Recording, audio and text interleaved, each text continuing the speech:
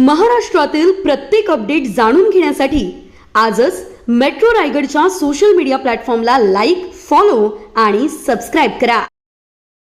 खरं तर आता मला प्रेस घेणं किंवा आता काही बोलणं, कारण माझ्या मुलाखती झालेल्या आहेत, सभा झालेल्या आहेत, भाषणं झालेली आहेत, त्याच्यामधनं अनेक गोष्टी मी बोललेलो आहे. परंतु काल आमची जिथे सभा झाली शिवतीर्थावरती, तिथेच काल देवेंद्र फडणवीस आणि एकनाथ शिंदे आणि बाकी सगळ्या मंडळींची एक सभा झाली. आणि त्याच्यामध्ये देवेंद्र फडणवीस असं म्हणाले की राज ठाकरे जे गौतम अडाणीबद्दल जे बोललेले आहेत, तर त्याच्यामध्ये मग त्यांनी टाटा, अंबानी आणि इतर सगळ्या उद्योगपतींचा पण विषय काढला आणि त्या उद्योगपतींचं देखील ग्रोथ झालेली आहे अशा प्रकारे त्यांनी गोष्ट सांगितली. मुळात मी माझ्या भाषणामध्ये पण मी ही गोष्ट सांगितली होती, हा विषय कुठच्या उद्योगपतीच्या विरोधातला किंवा उद्योग समूह किंवा उद्योग येऊ नये याच्या विरोधातला हा विषय नाहीये. विषय आहे की उद्या अंबानी असतील, टाटा असतील, इतर उद्योग समूह असतील, बिर्ला असतील, कोणी हिंदुजा असतील, अजून कोणी लोक असतील, त्यांना इथपर्यंत पोहोचायला साधारणपणे 50, 60, 100 वर्ष लागलेली आहेत. पण ह्यांच्याही पलीकडे एक माणूस जातो आणि तो 10 वर्षातच फक्त मोठा होतो. माझा विषय तिकडे आहे. म्हणजे उद्या तुमचं सिमेंट पासून, स्टील पासून, पोर्ट्स पासून, एअरपोर्ट्स पासून, विजेपासून या सगळ्या गोष्टींची मोनोपॉली ज्या वेळेला एका माणसाकडे यायला लागते, त्यावेळेला एखादा माणूस हा या देशाला वेठीस धरू शकतो. आणि त्याला सगळ्या गोष्टी पुरवणारं हे केंद्र सरकार ज्या वेळेला असतं आणि त्यांना ज्या वेळेला केंद्राकडनं ज्या वेळेला पूर्णपणे एक रेड कार्पेट असतं आणि कुठेही जा आणि काही करा, माझा आक्षेप इकडे आहे. उद्या उद्योगधंदे वाढले, उद्योगपती वाढले, उद्योग आल्यानंतर इथे रोजगार निर्माण होतो. रोजगार निर्माण झाल्यावरती बाबा घरं उभी राहतात, मुलं मुली उभी राहतात, त्यांना नोकऱ्या मिळतात, त्यांचे संसार उभे राहतात. त्याच्यामुळे उद्योगाला विरोध आहे वगैरे हे असल्या मूर्खपणा माझा बोलण्यातनं नव्हता आणि नाही आणि येणारही नाही कधी.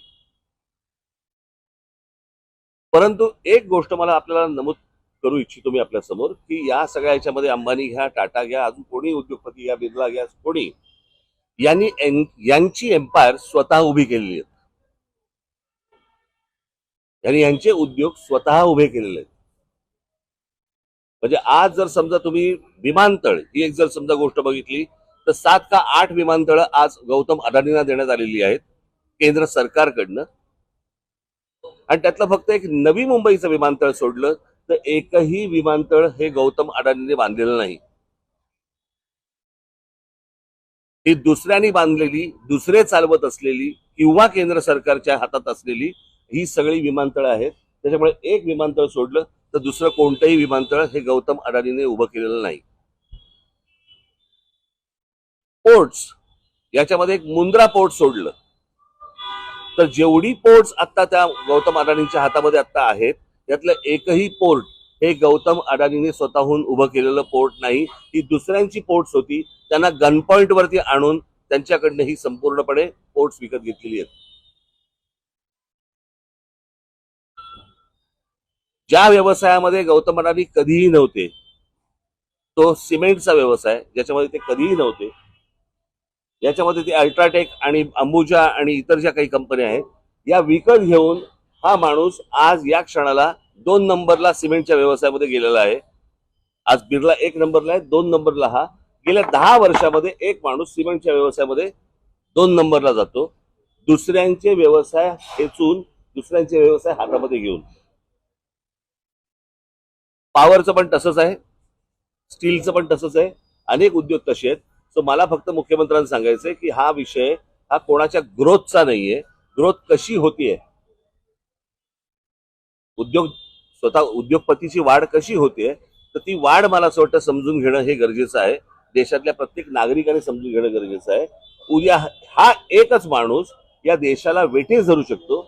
याचं उत्तम उदाहरण जर समजा आता आपल्याला बघायचं असेल तर जे या देशामध्ये आता इंडिगोने केलं, संपूर्ण सगळा देश अख्खा स्टँड स्टीलवरती आणला आणि सगळी विमानतळं ज्या वेळेला आज बंद झाली, 65% आज हवाई वाहतूक ही एकट्या इंडिगोकडे देण्यात आली आणि त्याच्यातनं एका एअरलाईनने व्यवसाय बंद केल्यानंतर किंवा ठप्प केल्यानंतर देशाचे काय हाल होतात हे आपण पाहिले.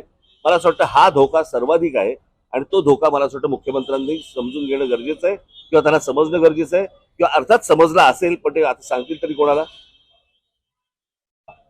तर ही गोष्ट प्रामुख्याने मला असं वाटतं की लोकांसमोर जाणं गरजेचं होतं. आणि हे उद्योग उभे करत असताना गौतम अदानींना अर्थसहाय्य कुठून झालं, कोणकोणत्या बँकांना आणि कोणकोणत्या इतर इन्स्टिट्यूशन्सना यांना अर्थसहाय्य करायला लावलं. उद्या जर अशा प्रकारचं जर उद्या गोष्टी कोलॅप्स झाल्या तर नोकऱ्यापायी नोकऱ्या जातील, देश बर्बाद होईल आणि हा एक दिवस देश ठप्प होईल. माझा सांगण्याचा उद्देश हाच होता. आणि एक ते टूल वापरून ज्यावेळेला महाराष्ट्रामधली शहरं ज्यावेळेला काबीज करायला जेव्हा तुम्ही जाता तो धोका मला असं वाटतं महाराष्ट्रासाठी खूप मोठा आहे. त्यावरतीचं माझं भाष्य होतं, हे मला तुम्हाला फक्त सांगायचं. Subscribe now and press the bell icon. Never miss an update.